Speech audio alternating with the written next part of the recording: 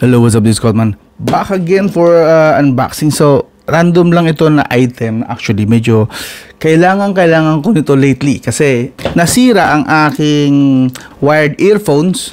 So, kailangan ko. Hindi ako makapag-sound trip. Natapakan ko to. Yun, tanggal yung natapakan kasi. So, yeah. Urgently need ko ng ganito. So, I'm sure aware naman yung iba dyan. Siguro yung mga nakasubaybay talaga dyan dito sa ko na mas preferred ko ang wired kapag nasa loob lang ako ng bahay. Nag-wireless lang ako ng TWS kapag lalabas ako ng bahay. So, for most of the time, mas masarap pa rin talaga ang wired kasi old school ako. At old school ako, hindi dahil yun ang cool, kundi talagang nasa edad talaga ako. 1980s po ako, 1980s baby po ako. So, you can imagine ko ilang taon na ako. So, i-unbox ko lang to saglit habang nagsasalita ko ito. So, matanda na po kasi ako. So, talagang nakasanayan ko. And para sa akin pa rin, the best pa rin ang mga wired headphones, earphones, headsets, so on and so forth. Kasi mas less po yung kanilang delay. Yes, and mas maganda yung binibigay nilang quality ng sound. That is why hanggang ngayon ginagamit pa rin ng mga wired kapag nagre-recording sa studio, so on and so forth. Yung mga ganun, yung mga pang-professional. Kasi iba pa rin talagang tunog ng mga wired. So, actually, hindi ito yung unang binili ko na mga earphones.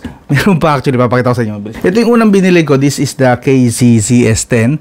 Yes, so high-end po ito. Hindi to basta-basta. Nasa 3,000 ito eh.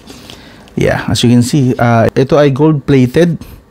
Yes, hindi po ito baka sa isipin nyo mga Actually, ito na yung isa sa mga pinakamahal ko mga pinagbibili kasi naisip ko, ako naman ang gagamit eh. Ba't tinitipid ko sarili ko, di ba? So, gold-plated po yan, etc. So on and so forth. Plus, meron pa isa.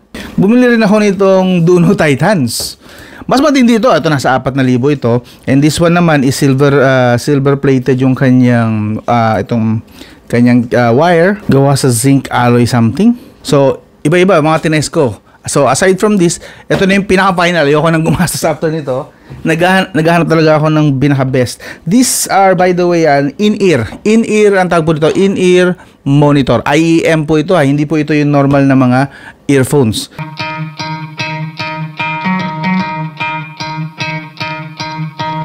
You could try to play it, but you're never gonna beat me. Look the other way, what I'm doing next.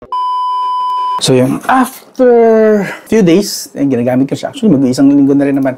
May napili na ako. So, ang napili ko is ito si Rose Techniques. Yeah, the Rose Techniques. So, I've used this Duno. Yeah, tingnan nyo naman, difference.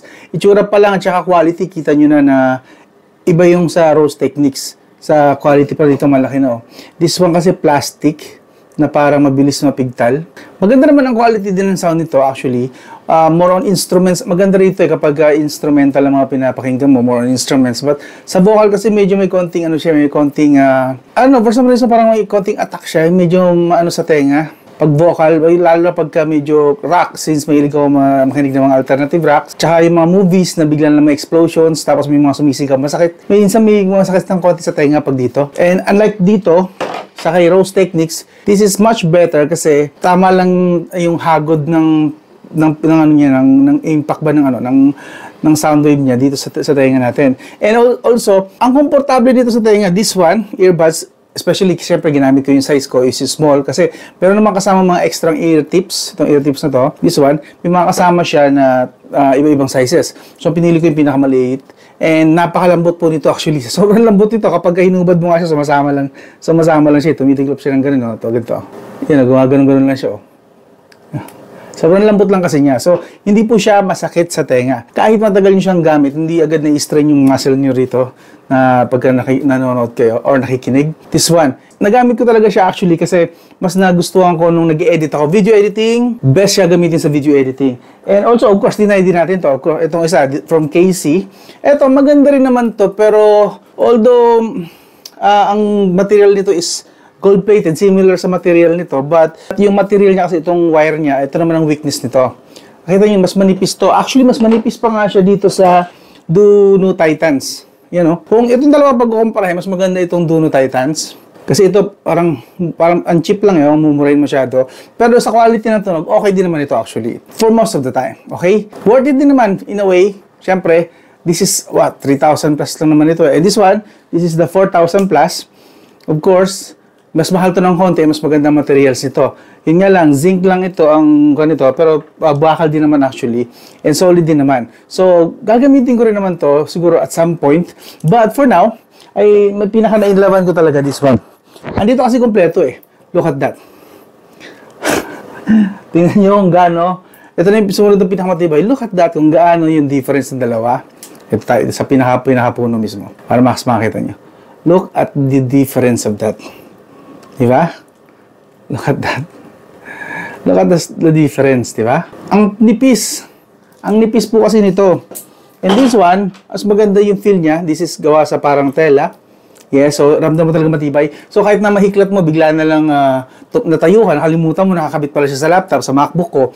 Hindi ako mag-aalala na bigla mapipigtal. No. Matibay yung kanyang pagkakagawa goods. And of course, yung materials pa lang yun ha. And sa design, mas magandang design nito, mas futuristic, mas trend ngayon. Yun nga lang, mas mahal nga lang ito si, kung hindi ko yata nabanggit, no? Mas mahal nga lang ito si Rose Techniques. Nasa 5,000 naman ito. Comparing these three, so 3,000, 4,000, and 5,000. Anong difference? Maliban sa price, is talaga mas magandang quality rito. Overall, instruments, audio, especially yung mga sound cues kapag naglalaro ka ng Farlight, Call of Duty Mobile. Ang ganda rito kasi even yung talsik ng lupa, pag tumatakbo yung mga kalaban mo, ikaw mismo tumatakbo ka, lalo sa Call of Duty Mobile, sa Battle Royale, di siyempre, lupa yung tinatakbo mo doon, tsaka damo.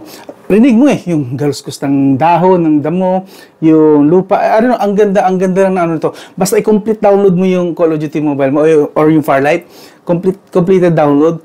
Rinig mo talaga, hindi ka magkakamali. Eh kapag ang kalaban mo yung nasa harap mo, gumigit na rin talaga yung sound. This, sa Rose Techniques. Gusto ko sana iparinig sa inyo yung mga samples. It's just that, paano ba? Ano gagawin nyo? Kasi, wala, ibang dating dito eh. Gusto ko sana iparinig ang magagawa ko lang talaga i-describe sa inyo. And hindi rin naman ako expert sa audio somethings. I'm not really an audiophile. It's just that iba lang yung realistic nito, yung immersion sa sound. Nagamit ko siya gaming, yung mga FLAC audios ko.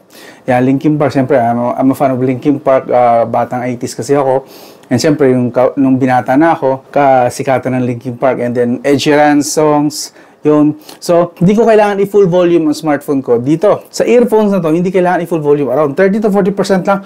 Ang lakas na, and then rinig mo na lahat. Instruments, the vocals.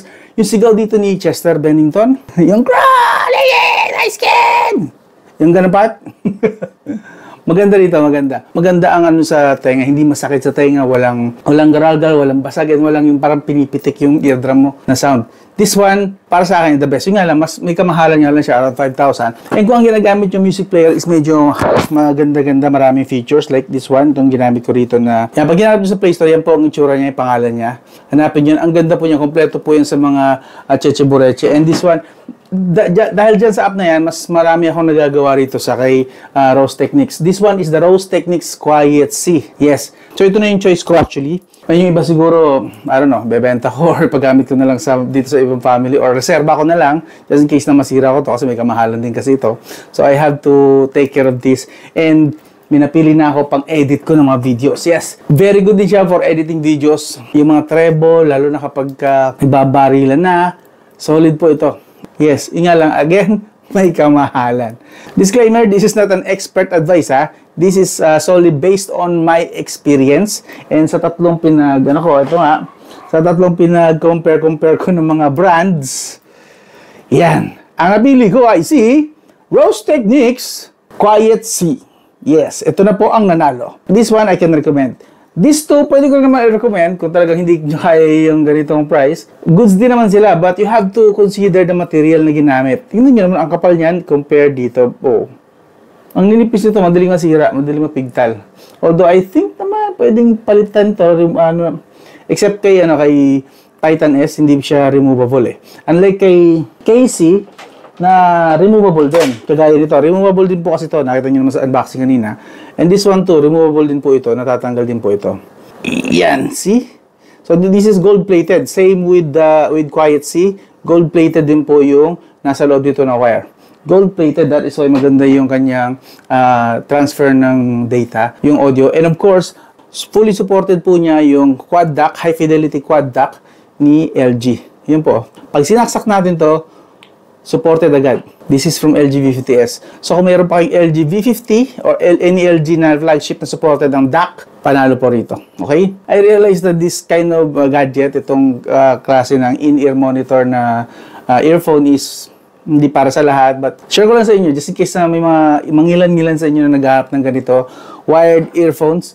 This is not a regular earphones, this is an in-ear monitor. Usually ginagamit lang ito sa studio recording, media editing, content creation. Ito talaga. At saka yung mga audio files dyan ng mga tao, yung talagang ano sa tenga, yung gusto nila super sweet na narinig lahat ng mga audio details, instruments to hash, tapos yung mga maliliit na tunog sa background.